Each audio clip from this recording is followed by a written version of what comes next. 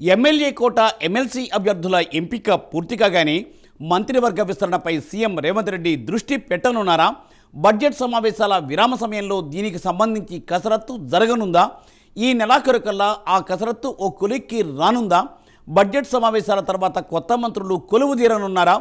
Chief whip, deputy స్పీకర్ల నిర్ణయం కూడా మంత్రులతో పాటే ఈ నెలాఖరుకల్లా కొలిక్కి వచ్చే అవకాశాలు ఉన్నాయా? ఈ ప్రశ్నలకు కాంగ్రెస్ పార్టీ వర్గాలు ఏం చెబుతున్నాయి? Let us watch this story.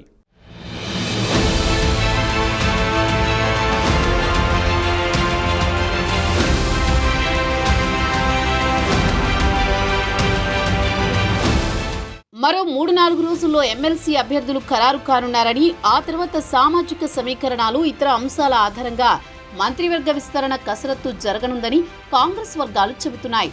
అయితే శాఖల మార్పులతో సరిపెడతారా లేదా ఒకరిద్దరిని మార్చి కొత్త వారిని నియమిస్తారా అన్న దానిపై స్పష్టత లేదు. కాగా ఎమ్మెల్సీ అభ్యర్థుల ఎంపికలో సామాజిక కూర్పు మంత్రివర్గ విస్తరణ కసరత్తుపై ప్రభావం చూపే అవకాశం ఉన్నట్టు చెబుతున్నారు.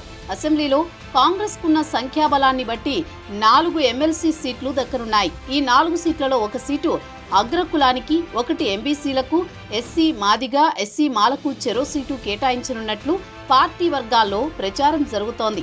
ఇదిలా ఉంటే ఎస్సీ మాదిగ నుంచి ఏఐసీసీ కార్యదర్శి సంపత్ కుమార్ పేరు ప్రధానంగా పరిశీలనలో ఉంది. ఆయనతో పాటు దొమాటి సాంబయ్య, రాచమల్ల సిద్ధేశ్వర్ రేసులో ఉన్నారు. ఎస్సీ మాల నుంచి టీపీసీసీ ప్రధాన కార్యదర్శి అద్దంకి దయాకర్ పేరు ప్రధానంగా పరిశీలనలో ఉంది. ఓసీలో సీఎం సలహాదారు వేం నరేందర్ రెడ్డి, టీపీసీసీ నేత జట్టి కుసుమ్ కుమార్, ఎమ్మెల్సీ జీవన్ రెడ్డి, ప్రభుత్వ సలహాదారు హర్కార వేణుగోపాల్ రేసులో మిగిలారు. ఎంబీసీల నుంచి సీనియర్ నేతల పేర్లను పరిశీలిస్తున్నారు. అయితే అసెంబ్లీ ఎన్నికల ముందిచ్చిన హామీ మేరకు సిపిఐకి 1 సీటు కేటాయించాల్సి వస్తే మళ్లీ సమీకరణాలు మారతాయని పార్టీ వర్గాలు చెబుతున్నాయి. ఎమ్మెల్సీ అభ్యర్థుల ఎంపికపై ఈ నెల 6వ తేదీ సాయంత్రం గానీ 7న గానీ సీఎం రేవంత్, పార్టీ వ్యవహారాల incharge Meenakshi, deputy CM Bhatti Vikramarka, TPCC chief Mahesh Kumar Goud, మంత్రి ఉత్తమ్ కుమార్ రెడ్డి భేటీ అయి 8వ తేదీ కల్లా అభ్యర్థులను ఖరారు చేయనున్నట్టు సమాచారం.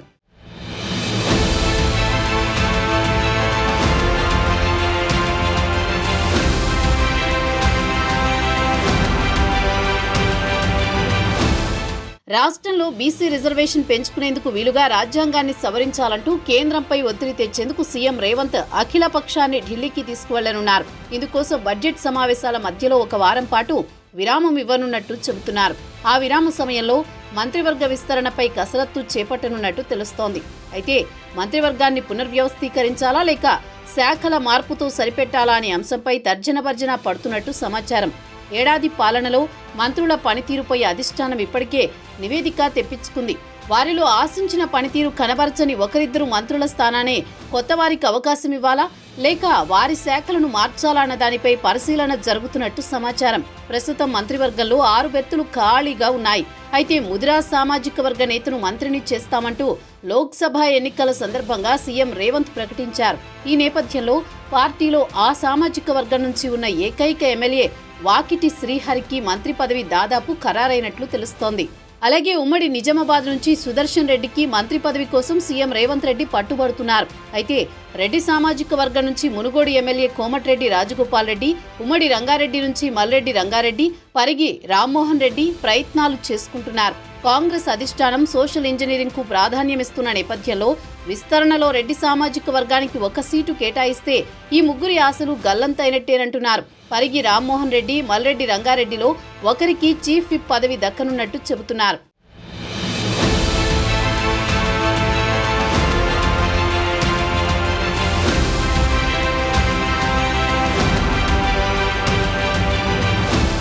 ఇక వర్గీకరణ అంశం తెరపైకి వచ్చాక ఎస్సీ మాదిగ మాల వర్గాల మధ్య పోటీ మరింత తీవ్రమైంది. మాల సామాజిక వర్గం నుంచి గడ్డం వివేక్ పోటీ పడుతుండగా మాదిగ సామాజిక వర్గం నేతలు కేబినెట్లో బెర్తు కోసం పట్టుబడుతున్నారు. అలాగే ఉమ్మడి ఆదిలాబాద్ జిల్లా నుంచి వివేక్తో పాటు ప్రేమ్ సాగర్ రావు కూడా మంత్రి పదవిపై ఆశలు పెట్టుకున్నారు. ఇక ముదిరా సామాజిక వర్గంతో పాటు మరో బీసీ సామాజిక వర్గానికి విస్తరణలో చోటు కల్పించాలంటూ బీసీ వర్గాల నేతలు ఒత్తిడి తెస్తున్నారు. ఎస్టీ లంబాడా వర్గం నుంచి బాలునాయక్ కు మంత్రివర్గంలో చోటు కల్పించాలా లేక డిప్యూటీ స్పీకర్ గా నియమించాలా అన్న దానిపై చర్చలు జరుగుతున్నాయి. మరోవైపు ముస్లింల నుంచి పార్టీ సీనియర్ నేతలు ఎవరూ ఎమ్మెల్యేలు, ఎమ్మెల్సీలు లేరు. ఎమ్మెల్సీ అమీర్ అలీ ఖాన్ కు మంత్రి పదవి ఇచ్చేంత సీనియారిటీ లేదు. కేబినెట్ ర్యాంకుతో షబ్బీర్ అలీని ప్రభుత్వ సలహాదారుగా నియమించారు. ఈ నేపథ్యంలో ఈ వర్గానికి మంత్రివర్గంలో చోటు కల్పించాలా వద్దా అనే చర్చ నడుస్తోంది. అయితే వచ్చే లోక్సభ ఎన్నికల్లో తెలంగాణను నమూనాగా చూపాలని భావిస్తున్న పార్టీ అధిష్టానం రానున్న 4 ఏళ్లు మంత్రుల పనితీరుకే ప్రాధాన్యం ఇవ్వనున్నట్టు చెబుతున్నారు.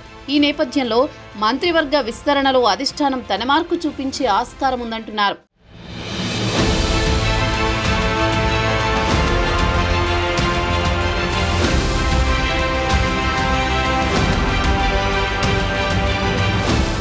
ఇదిలా ఉంటే దాదాపు ఏడాది కాలంగా పెండింగ్లో ఉన్న తెలంగాణ రాష్ట్ర మంత్రివర్గ విస్తరణకు కాంగ్రెస్ హైకమాండ్ ఓకే చెప్పినట్టు తెలిసింది. త్వరలోనే పదవుల భర్తీ చేయాలని నిర్ణయించినట్టు సమాచారం. మంత్రివర్గంలో 18 మంది మంత్రులకు అవకాశం ఉండగా ప్రస్తుతం 12 మందే ఉన్నారు. ఖాళీగా ఉన్న ఆ 6 పోస్టుల్లో 4ంటికి హైకమాండ్ గ్రీన్ సిగ్నల్ ఇచ్చినట్టు సమాచారం. అయితే ప్రస్తుతం 4 మంత్రి పదవులు భర్తీ చేయాలని కాంగ్రెస్ అధిష్టానం నిర్ణయం తీసుకున్నట్టు తెలిసింది. మిగిలిన 2 స్థానాల్ని మాత్రం సందర్భానికి తగ్గట్టు భర్తీ చేయాలని డిసైడ్ అయ్యింది. త్వరలో భర్తీ చేయనున్న 4 మంత్రి పదవుల్లో ఎస్సీ, బీసీ, రెడ్డి, మైనారిటీ సామాజిక వర్గాలకు అవకాశం కల్పించే ఛాన్స్ ఉంది. ఈ దిశలో ఆయా సామాజిక వర్గాల నుంచి రాష్ట్ర నేతలు సూచించిన పలువురి పేర్లను పరిశీలనలోకి తీసుకుంది. 5వ పదవి గురించి కూడా చర్చ జరుగుతోంది.